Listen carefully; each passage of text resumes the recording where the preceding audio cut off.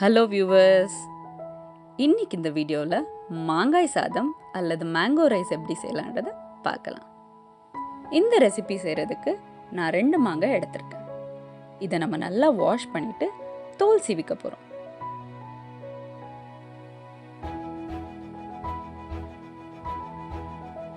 தோல் சீவின மாங்காயை நம்ம திருவிக்கலாம்.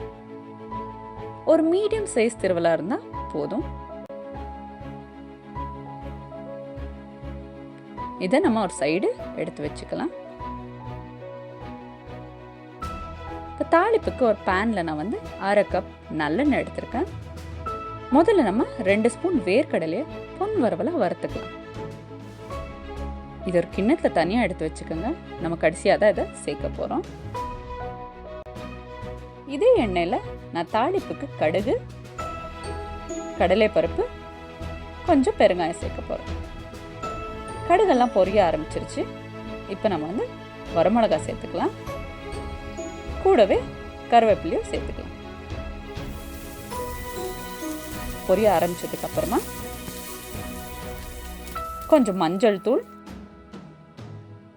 அப்புறம் வரமிளகாய் தூள் சேர்த்துருக்கேன். 10 செகண்ட் நல்லா ஃப்ரை பண்ணுங்க. இந்த ஸ்டேஜில் நம்ம திருவன மாங்காயை சேர்த்துக்கலாம். பச்சை ஸ்மெல் போகிற வரைக்கும் இந்த மாங்காயை நம்ம நல்லா வதக்கிக்கலாம். வதக்கிட்டே இருங்க. இப்படி இப்போ நம்ம டேஸ்ட்டுக்கு ஏற்ற அளவுக்கு உப்பு சேர்த்துக்கலாம். நான் கூடவே வெல்லம் சேர்த்துருக்கேன். உங்களுக்கு வேண்டான்னா நீங்கள் ஸ்கிப் பண்ணிக்கலாம். பட் இந்த வெல்லம் சேர்க்கறதுனால ஒரு சின்ன ஸ்வீட்னஸ் கிடைக்கும். அது ரொம்பவே நல்லா இருக்கும். 10 நிமிஷம் ஆயிடுச்சு. இப்போது எண்ணெய்லாம் விட ஆரம்பிச்சிருச்சு.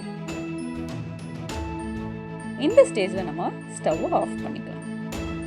பார்த்தீங்களா, எவ்வளோ சூப்பராக நமக்கு மாங்காய் தொக்கு ரெடி ஆயிடுச்சு. இதை நீங்கள் வெளியில் ஒரு வாரத்துலேருந்து 10 நாள் வரைக்கும் வச்சு யூஸ் பண்ணலாம். ஃப்ரிட்ஜில் வச்சிங்கன்னா ஒரு மாதம் கூட நீங்கள் வச்சு யூஸ் பண்ணிக்கலாம். இப்போ நான் வடித்த சாதத்துக்கு கொஞ்சமாக மாங்காய் தொக்கு எடுத்திருக்கேன். அப்புறம் நம்ம வறுத்து வச்ச வேர்க்கடலை, கொஞ்சமாக கொப்பரை அல்லது தேங்காய் துருவல் சேர்த்துக்கிறோம். இதை மிக்ஸ் பண்ணிக்கலாம். சாதம் ஒடியாத மாதிரி பொறுமையாக மிக்ஸ் பண்ணுங்கள். எவ்வளோ டேஸ்டியாக டேங்கியாக ஒரு மைல்ட் ஸ்வீட்னஸோட மாங்காய் சாதம் நமக்கு ரெடி ஆயிடுச்சு. நீங்களும் இதை ட்ரை பண்ணிவிட்டு எப்படி இருக்குன்னு எங்களுக்கு கமெண்ட் பண்ணுங்கள். இந்த வீடியோ உங்களுக்கு பிடிச்சிருந்ததுன்னா லைக் பண்ணுங்கள், ஷேர் பண்ணுங்கள், சப்ஸ்கிரைப் பண்ணுங்கள். தேங்க்யூ.